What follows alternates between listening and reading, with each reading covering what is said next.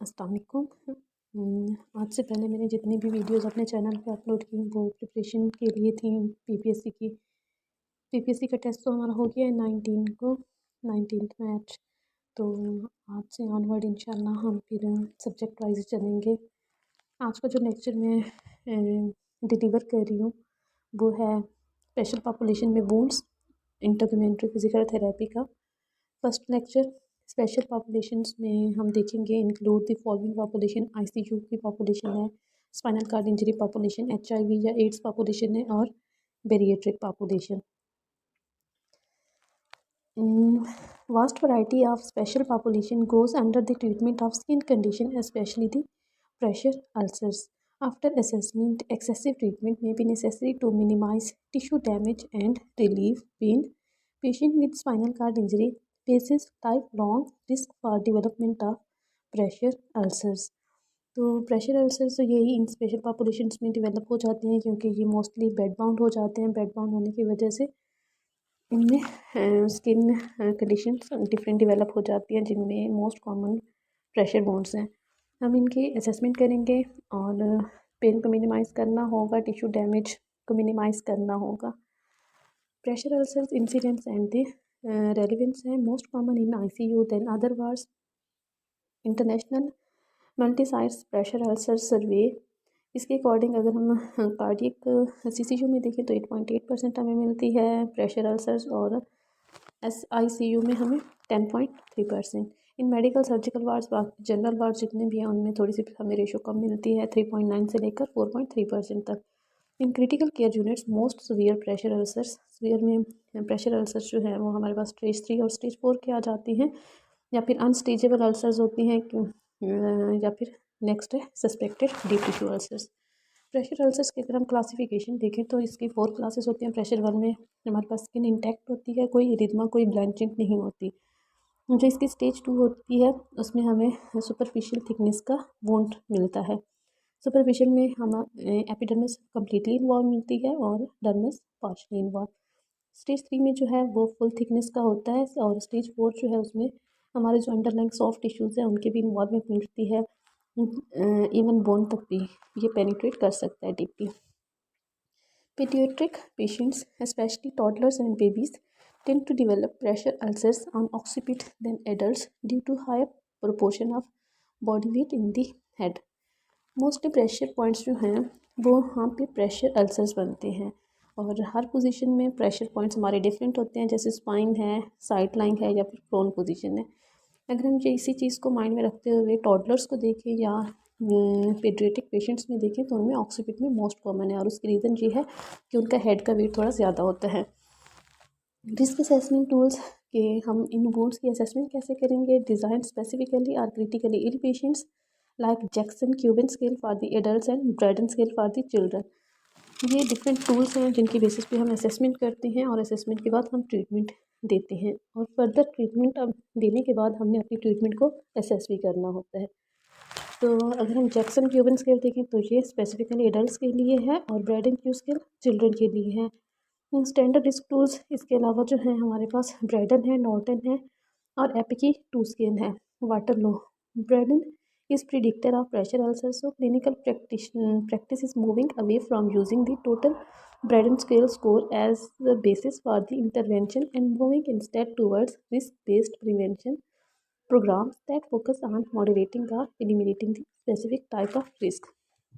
ये वही हमारे पास ब्राइडन स्केल हो गया, Jackson and Cubbin scale. Next है हमारे पास risk based prevention. Risk based prevention में हम देखते हैं कि हम जो रिस्क फैक्टर्स हैं उनकी बेसिस पे कौन सी प्रिवेंशन कर सकते हैं ना। फर्स्ट है हमारे पास मोबिलिटी, बेड सिलेक्शन है, पोजीशनिंग है, activity, sensory perception, moisture, nutrition और friction and shear. First point है हमारे पास mobility. Repositioning after every 2 hours if patient condition prevents position changes, provide a bed that allows additional pressure distribution. Mobility में सबसे पहले तो यही है कि हमने बेड माउंट पेशेंट को मोबाइल रखना है कि वो 2 आवर्स से ज़्यादा एक ही पोजीशन में ना रहे। फर्दर हमने ऐसे मैट्रेस और ऐसे बेड्स यूज़ कराने हैं जिनमें प्रेशर रीडिस्ट्रीब्यूशन का ऑप्शन हो। If patients can turn due to the hemodynamics instability, small shift in position may be effective.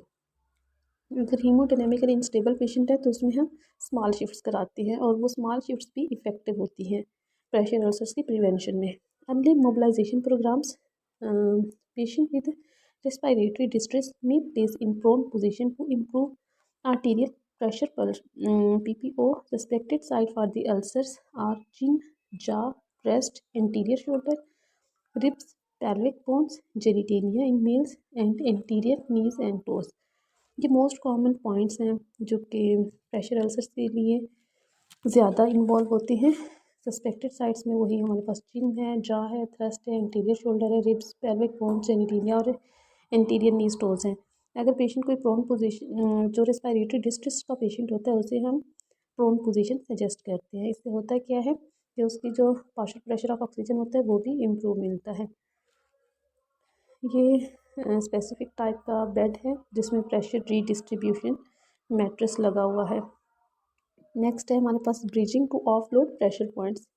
ये हील और शिन बोन के लिए यूज़ होता है जिससे प्रेशर जो है वो डिवाइड हो जाता है। प्रोन पोजीशनिंग डिवाइसेस हैं जैसे हमने ऊपर पढ़ा भी है कि रेस्पिरेटरी डिस्ट्रेस पेशेंट में हम प्रोन पोजीशन सजेस्ट करते हैं, तो ये स्पेसिफिक डिवाइसेस हैं।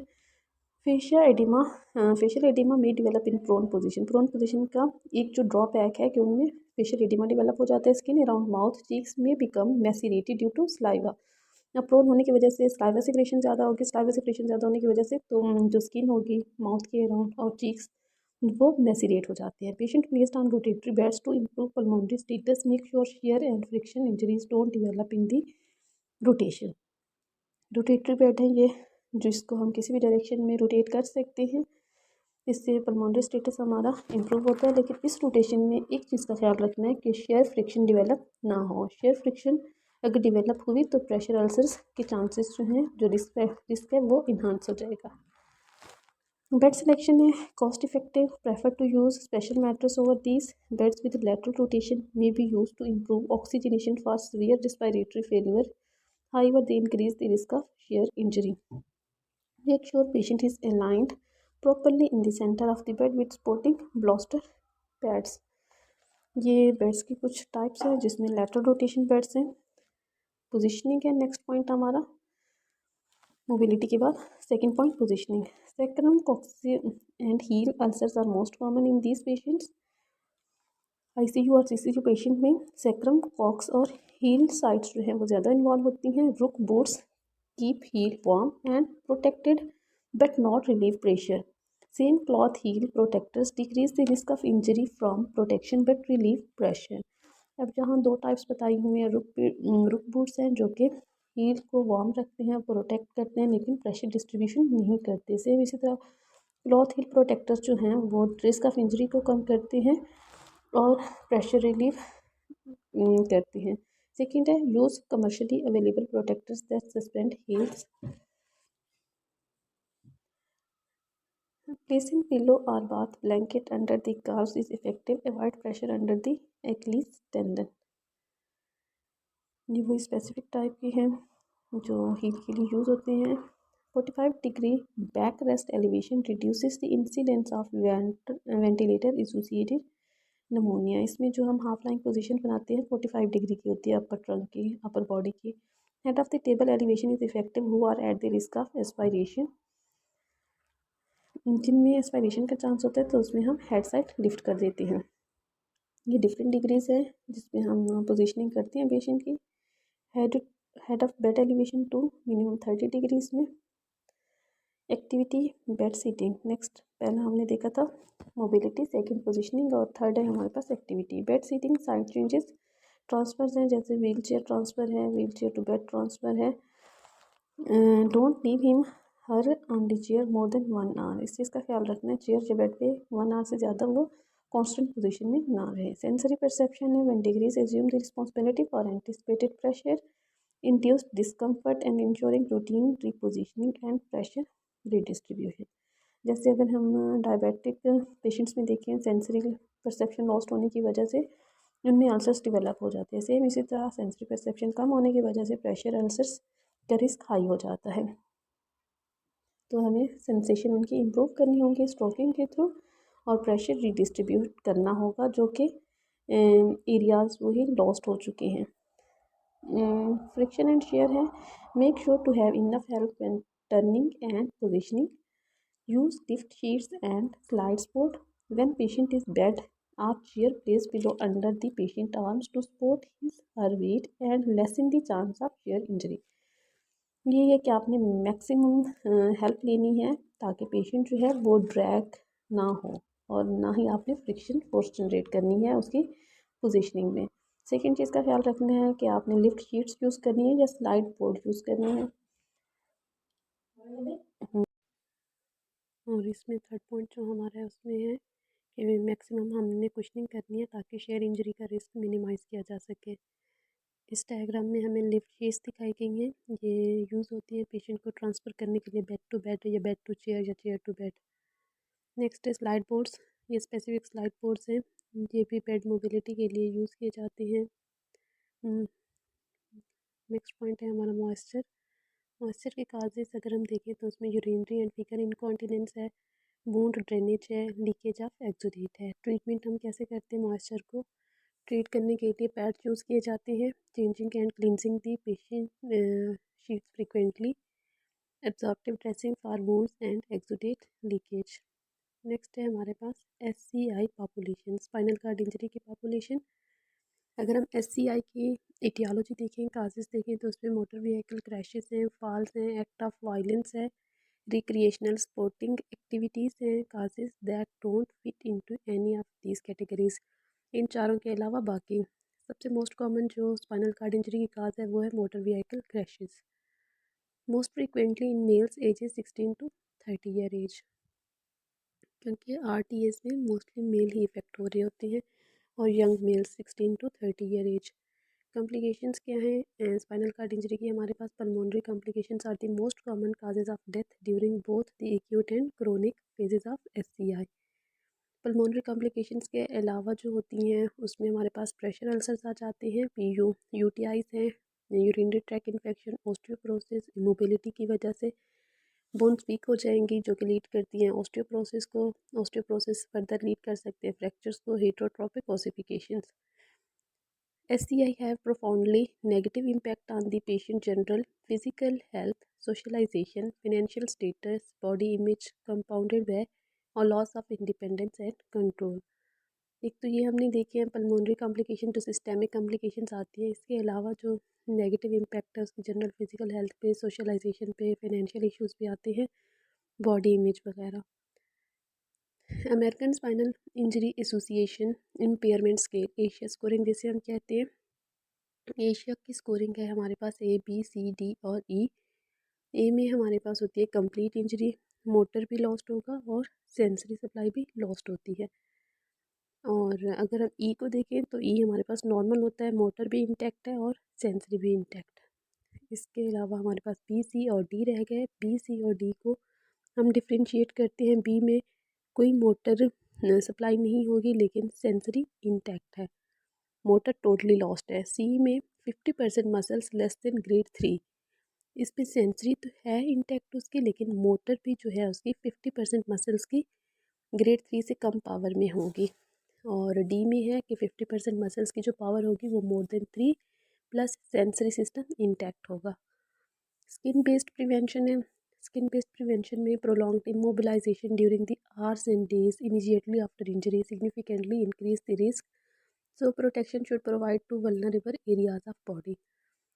जब भी स्पाइनल कार्ड इंजरी होती है तो प्रोलॉन्ग्ड इमोबिलाइज किया जाता है पेशेंट को, तो हमने जिसे फोकस करना है जो हमारे वल्नरेबल एरियाज़ हैं, जो बोनी प्रोमिनेंसेस हैं, प्रेशर एरियाज़, उनकी प्रोटेक्शन। प्रिवेंटिव रिजीम्स में हमारे पास है information and instructions given to the patient through printed materials or visualized media. तो हम पेशेंट को वही एजुकेट करेंगे, पेशेंट और प्लस पेशेंट की फैमिली को, प्रिंटेड मीडिया के थ्रू या फिर विजुअल मीडिया के थ्रू, जैसे वीडियो टैप्स वगैरह हैं, CDs हैं या फिर DVDs। Preventing pressure ulcers in spinal cord injury patients at home. अब होम प्लान में हम रिकमेंड करेंगे persons with SCI are at risk for developing pressure ulcers specially when they leave your care. teach patients and their families the following strategies to help them prevent pressure ulcers after they have returned home. Home plan में number 1 पे है हमारे पास perform daily visual and tactile inspection. Daily की basis पे observation करनी है, inspection करनी है। Second, maintain good personal hygiene. Personal hygiene वही फीकल इनकॉन्टीनेंस या फिर यूरिनरी इनकॉन्टीनेंस है तो उसका ख्याल रखना है। वूंड ड्रेनेज हो रही है तो प्रॉपर ड्रेसिंग करनी है, वॉश करना है वूंड को। थर्ड है turn and reposition often and perform frequent weight shifts, वही वेट रीडिस्ट्रीब्यूशन करनी है। नेक्स्ट है हमारे पास use appropriate and well maintain support services for bed and wheel chair.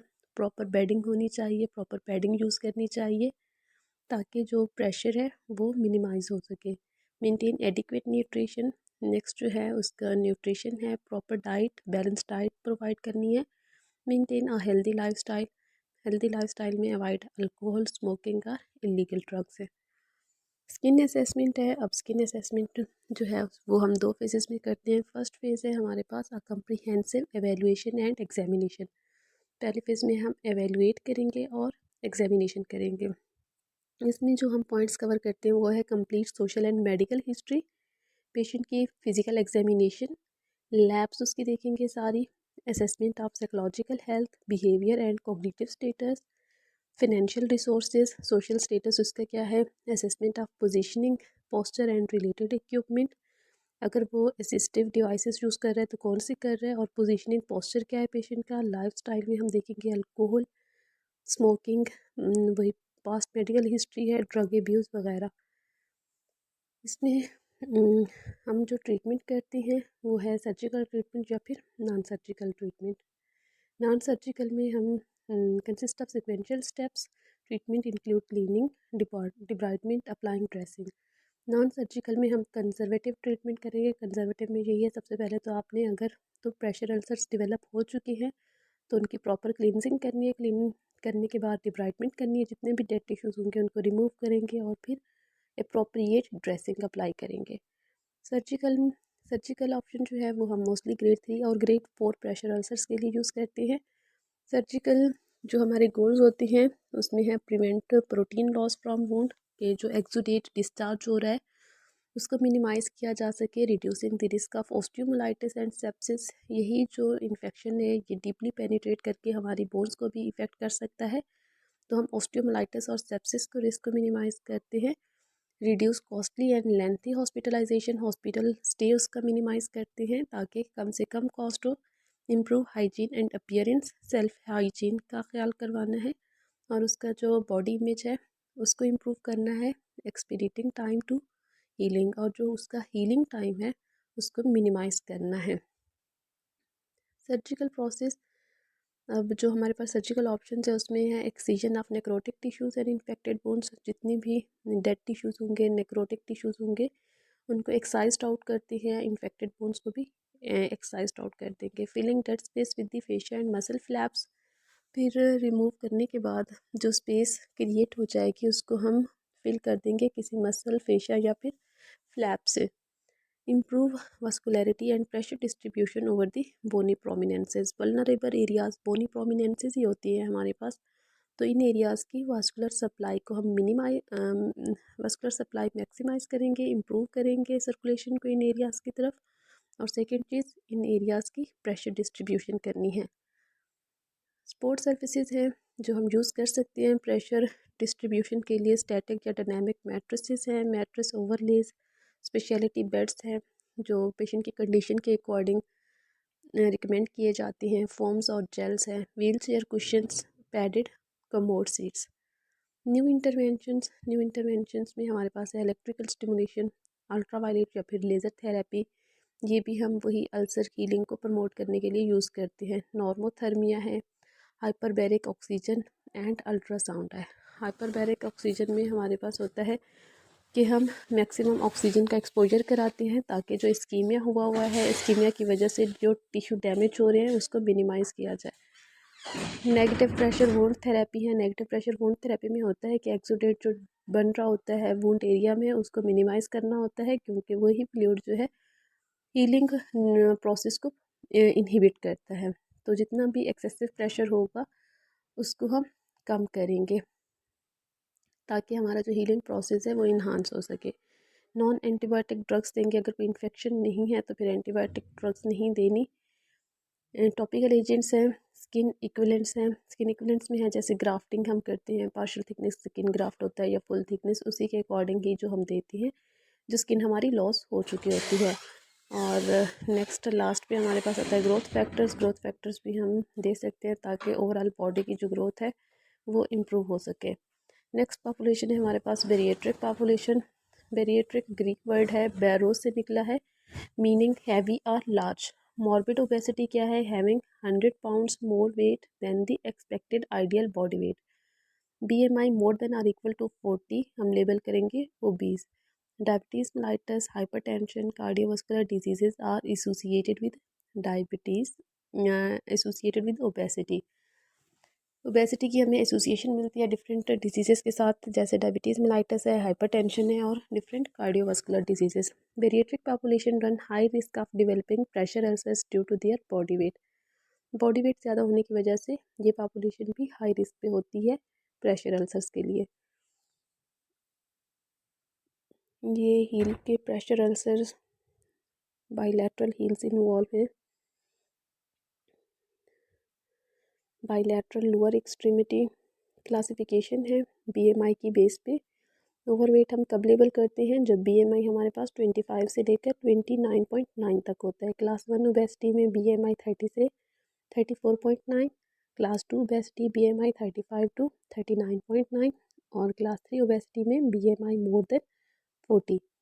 अब BMI कैलकुलेट हम कैसे करते हैं? बॉडी मास इंडेक्स को वेट इन केजी लेते हैं और जितनी भी हाइट होती है वो मीटर स्क्वायर में।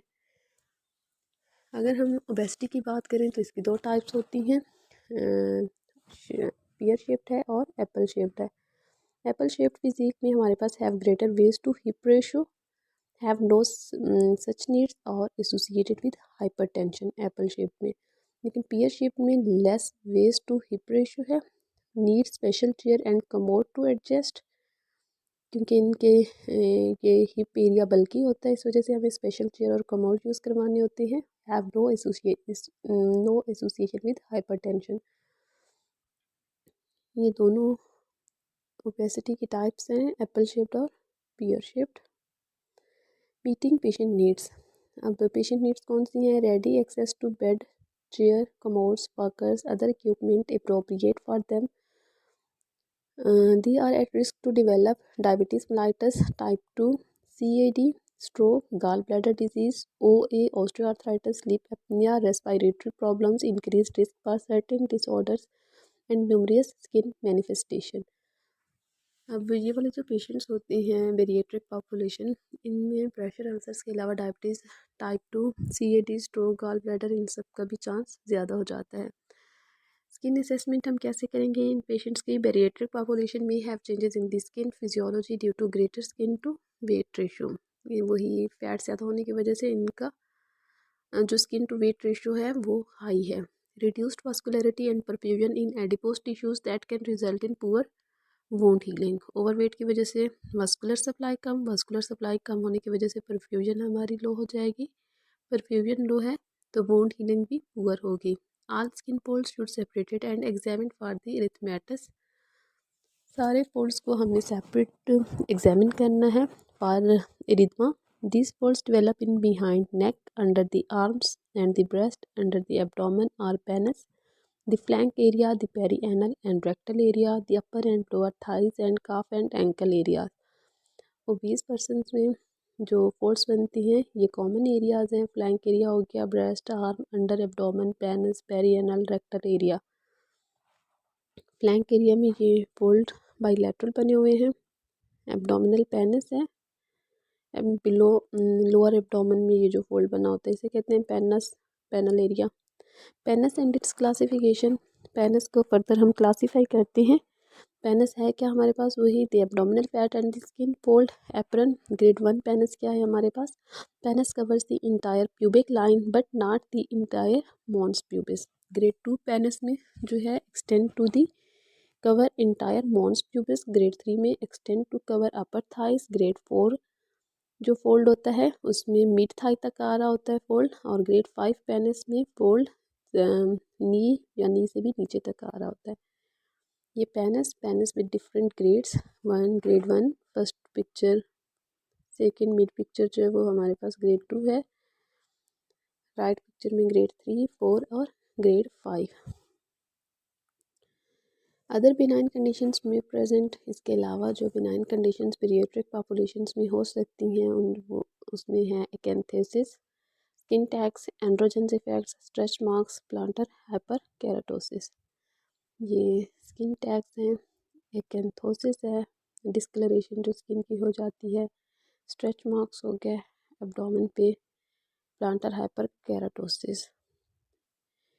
इंटरट्राइगो इंटरट्राइगो क्या है? Intertrigo is inflammation of skin fold. वही जो बेरिएट्रिक पॉपुलेशन में स्किन फोल्ड बनते हैं उन्हीं को ही हम कहते हैं intertrigo. Mirror image skin inflammation present where skin surface touches and other fold. इन फोल्ड में हमें मिरर इमेजेस इन्फ्लेमेशन मिलती है।